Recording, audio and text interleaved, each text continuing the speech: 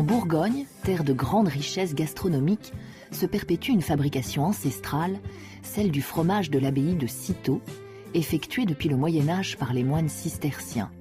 Ce fromage subtil, rare sur le marché, est particulièrement apprécié par le chef Guy Martin. Le fromage des Cîteaux fait partie de ces fromages inqualifiables. Nos amis en Cognac diraient c'est la part des rêves. Et je trouve que c'est une très très belle image de ce que pourrait être la vie.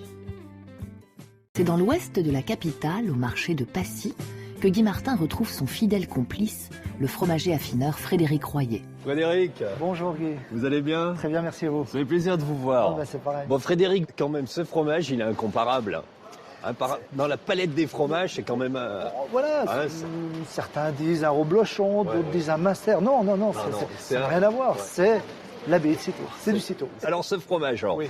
il a donc une forme plutôt ronde, Alors, un petit peu comme le reblochon. Un peu comme le reblochon, une croûte très fine, légèrement fleurie au-dessus. Là, on est sur un fromage qui commence déjà à être à point, qui est même à point. Si on va commencer à le toucher sur les côtés, là où on va commencer à sentir ce côté un peu coulant, glissant, et pour finaliser un petit peu le toucher au centre, puisque le fromage va s'affiner en priorité sur l'extérieur et terminer à l'intérieur, et quand on va toucher à l'intérieur, au centre, là on voit que l'affinage est à point. Ils connaissent toutes les origines de ces vaches, d'où elles viennent, ce qu'elles aiment, les habitudes de chacune, c'est tellement important. Et puis, voilà, c'est une suite logique de la vie, baigné dans un parc autour de 200-250 hectares, avec cette lumière qui est vraiment très spéciale dans cette région des Cîteaux, baignée par ces chants grégoriens. Elles ne peuvent donner qu'un fromage extraordinaire. La fromagerie de l'abbaye a été totalement rénovée en 2010. Ce sont les plus jeunes qui se consacrent à la fabrication du fromage. Aujourd'hui, c'est Frère Paul, le cadet de la communauté. Ce matin, on va utiliser le lait des 2 tanks. Ce lait qui est stocké à 3 degrés est thermisé dans ce pasteurisateur. Mais le lait de l'abbaye n'est pas pasteurisé. Il n'est que légèrement chauffé pour détruire certains germes pathogènes. On appelle cette étape la thermisation. À partir de... Michel, À la vôtre. à la vôtre Michel.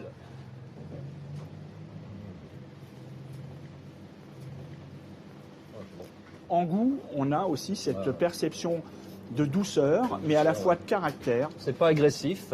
C'est un fromage qui peut plaire au plus petit comme au plus grand.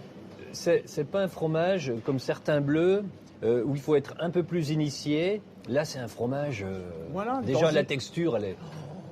Sa place en moyenne gustative, elle va se situer un petit peu entre les fromages les plus doux et les fromages les plus forts. Donc il y a une vraie identité de goût.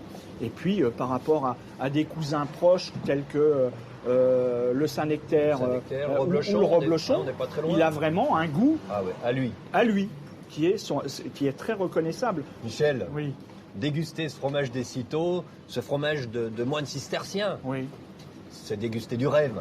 c'est un rêve divin. Un rêve divin.